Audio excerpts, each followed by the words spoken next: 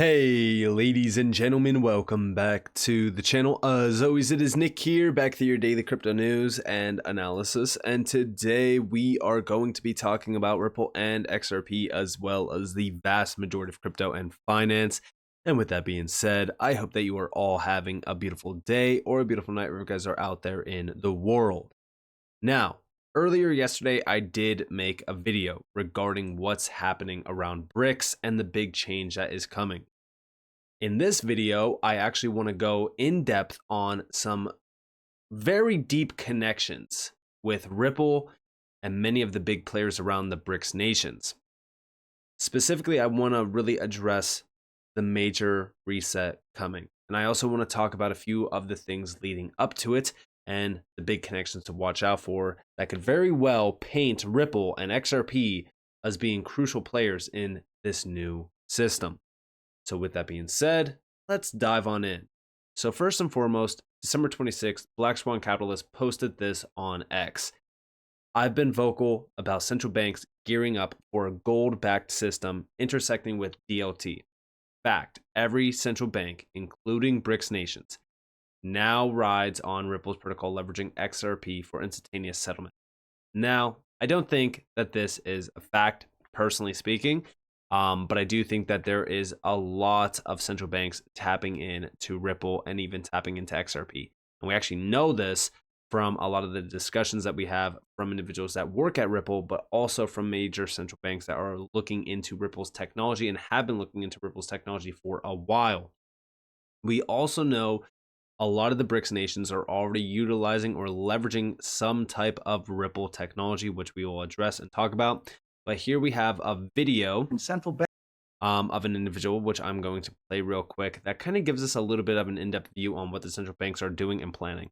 And central banks are on pace this year to buy another 1,000 tons of gold this year after a record year last year. I've said in many conversations, this is important when you're watching central banks net sellers of U.S. Treasury since 2014 and record-breaking buyers of physical gold. To me, it's common sense. Again, keep it simple. Watch the big picture. And it is crucial to mention this because, listen, gold has been being accumulated heavily by the central bankers. They've been hoarding it. And here we have implementing Brics Pay across borders. Again, this is a significant move because this is going to execute seamless payments across all Brics countries, enabling it into, again, a digital payment offering. And then also over here, we have the Brics block has officially launched Brics Pay, a financial settlement platform aiming to facilitate seamless transactions between member countries and challenge the dominance of the US dollar in global trade. Now, the significance here is who they're looking at, right? We have the integration of Brics Pay into the global financial ecosystem is already underway, with significant players in the banking sector adopting this novel platform. The UK's Standard Chartered. This is a bank that is tied directly back to Ripple. They invested into Ripple technology as well back in like 2016, 2017. They stand as a prime example, having incorporated Brics Pay into its digital payment offering. This is a big deal.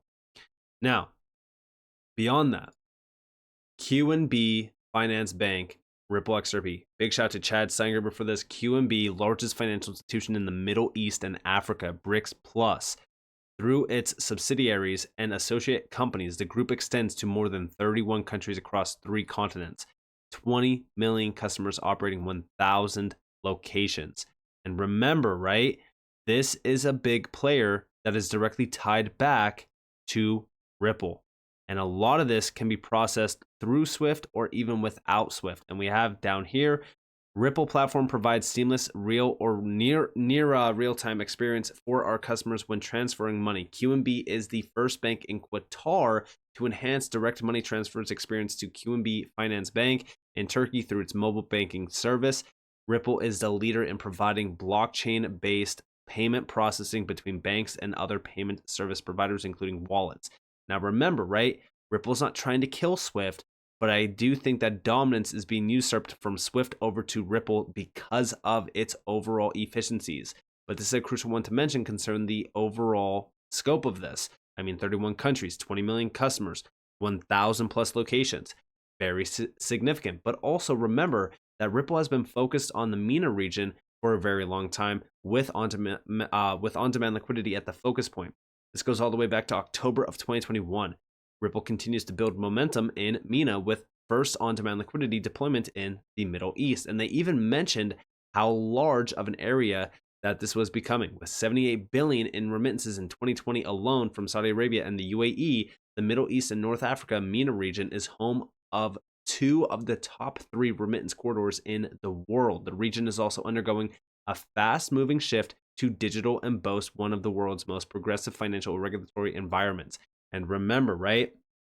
The MENA region just recently was also a big focus of Ripple's as well. For those that don't know, going back just recently to May 8th of last year, as I just shared on stage at Dubai FinTech Summit, Ripple is expanding in Dubai with 20% of our customers based in MENA and clear regulatory regimes being developed. It's no surprise that Dubai is emerging as a key global financial hub for crypto innovation to thrive.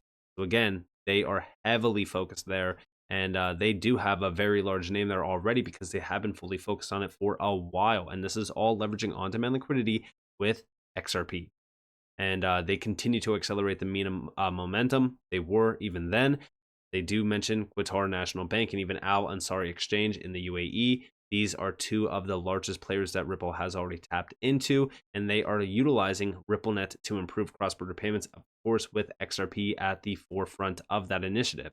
And beyond this, we also have over here, Ripple connects the MENA region with the Philippines through its partnership with QNB Group. Ripple's influence in the Brics states is also increasing because of this partnership. See post below. And big shout out to XRP Drops for this. This is from Navin Gupta, by the way. Proud to connect QNB Group, our biggest partner in MENA, with China Bank in the Philippines, bringing RippleNet's customer experience to Filipinos in Qatar, supporting Qatar as it hosts FIFA World Cup 2022. And this was back in 2022. But this is growing dominance within the Brics nations. But remember, right? We go back to 2021, May 19th, 2021. Proud to be partnering with NBE 1898. For those that don't know, this is a major bank. And Lulu Exchange to bolster the financial infrastructure in MENA and provide a frictionless cross-border remittance experience for the Egyptian community as well.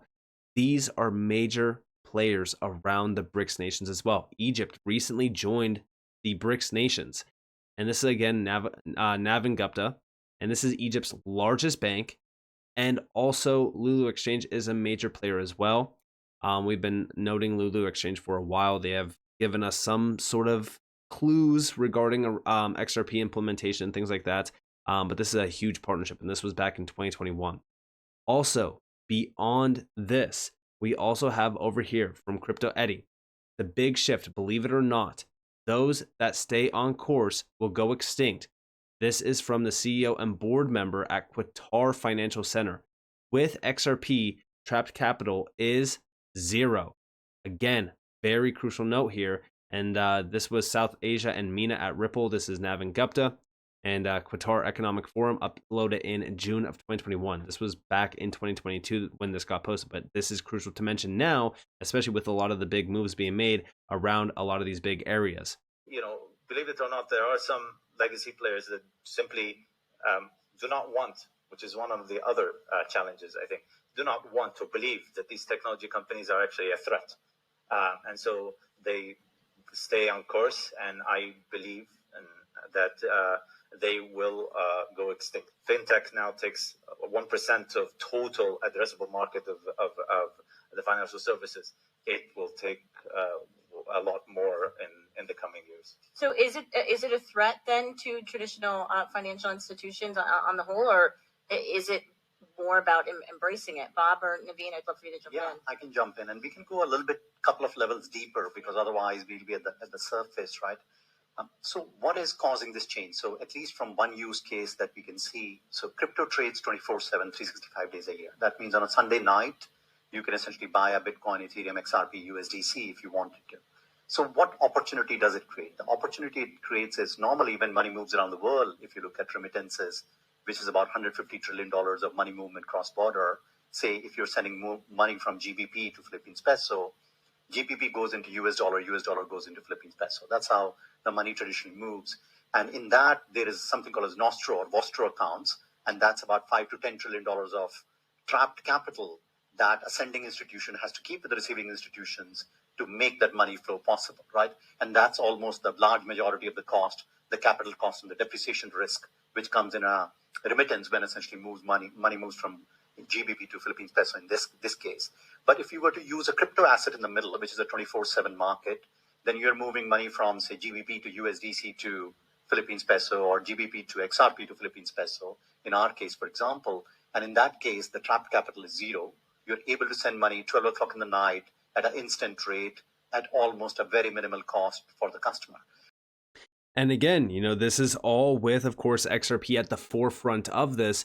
And this is still crucial because, listen, at this current moment in time, as we really look at banking in the financial services industry, all of these big players like Swift, for an example, if they don't innovate, they will go extinct, just like this significant quote that you see here from the CEO and board member at Qatar Financial Center. This is a big deal, especially when we look at the coming financial revolution that is happening so far right now digitally around crypto and around these very large payment networks around the world. Now, let's look into where Ripple stands at this forefront, with Brics expanding and becoming a dominant force within the financial system as well. So going back in time, August 2022, Ripple unveils crypto on-demand liquidity service in Brazil, and this is with Travelex. Remember that Travelex is a big bank tied right back to the Central Bank of Brazil, and they have been working with them, right? For example, Travelex is the first bank in Latin America to use on-demand liquidity, Ripple said, adding that the bank was also the first one registered and approved by the Brazilian Central Bank to operate in foreign exchange. And this is a crucial market for Ripple as well because of the importance as an anchor to business in Latin America. Again, this was a big deal. Beyond Brazil, Russia. You guys probably already know about this, but if you don't know, the Central Bank of Russia was testing real-time payment infrastructure with Ripple and XRP. Check this out. So here we have, and let me zoom in just so that you guys can see it.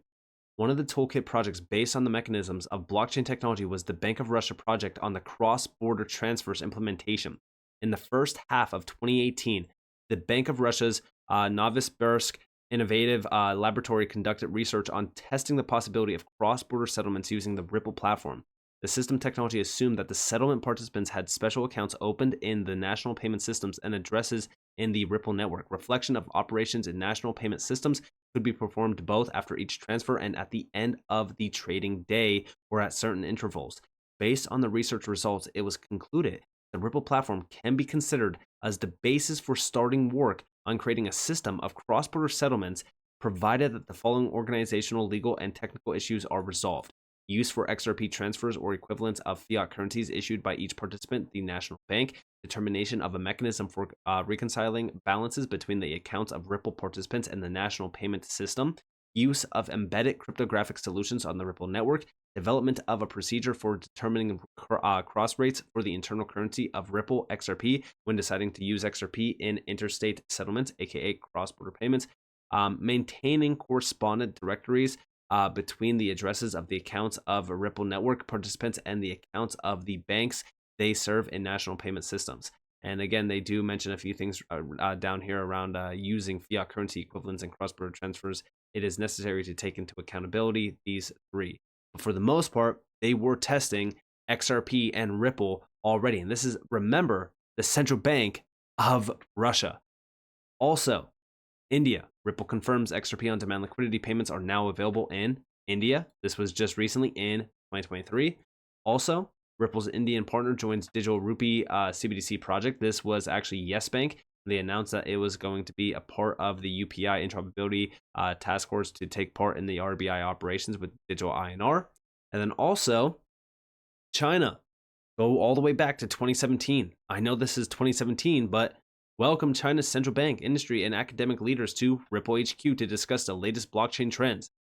They already have ties back to significant players. And then also remember dLocal, which is a Ripple partner that utilizes on-demand liquidity, adds WeChat Pay, Alipay, and Union Pay to portfolio of emerging market payments. And remember, these are dominant players in China. These popular payment methods expand on dLocal's payment solutions in China, helping global merchants capture 70% of the market. These are big players. And also remember how large these payment platforms actually are. In fact, they had 2.9 trillion USD in online payments in just 2016 alone. So think about how big this is. And then also, Ripple partners with Onafreak for African cross-border payment channels. And this is a big one for South Africa because, again, this is a big player.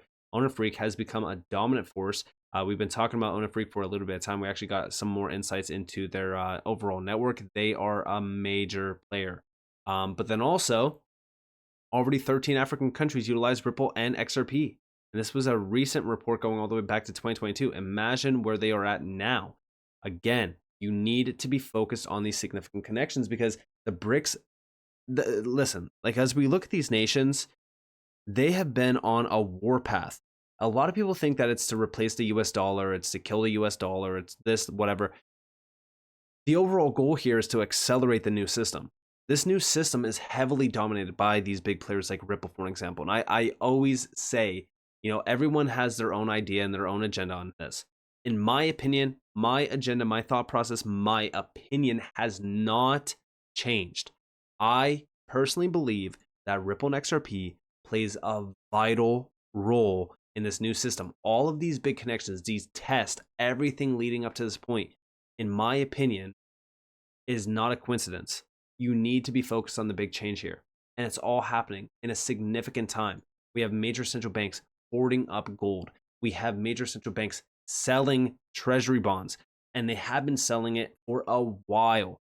The US dollar and fiat currencies, the entire fiat system has been broken for a very long time. I've mentioned on this channel multiple times in the past that I don't believe that we actually officially bounced back since 2008. And I also think that with Basel III, big banks could very well be in trouble. We could be leading our way into another 2008 financial crisis. Something and some big event needs to happen in order to usher us in to the digital age. I've seen a lot of people speculate on cyber attacks. I've seen a lot of people speculate on a possible 2008 financial crisis. We don't know what it's going to be, but something has to happen. A big event has to happen in order for us to force a hand and say, all right, now it's time to launch a CBDC. And we've been addressing this. We've been talking about it for a while. I still believe that Ripple and XRP plays a vital role in this. A lot of people think that I'm pro CBDC. I'm not. Guys, I don't like CBDCs. I've said it multiple times in the past. What have central banks ever done for us? Nothing. Zero. But 93% of all central banks are looking into CBDCs. They've been experimenting with them. They've been testing them. They've been trialing them. They are on the way. The IMF director even told us now is the time to look forward on into the digital light of payments and financial services. They even mentioned CBDCs. CBDCs are happening. They are becoming a reality. You need to focus heavily on this. And even if it's not CBDCs, it's stablecoins. And this is still all underpinned and heavily dominated by DLT. And we still need gold because it's a gold-backed system. So with that being said, I hope that you guys enjoyed this video. If you guys did, definitely leave a like, subscribe, turn notifications on if you guys more free content. You guys are more than welcome to follow me on Twitter and join the video Discord in the description below. And with that being said, guys, it's been Nick. Peace out.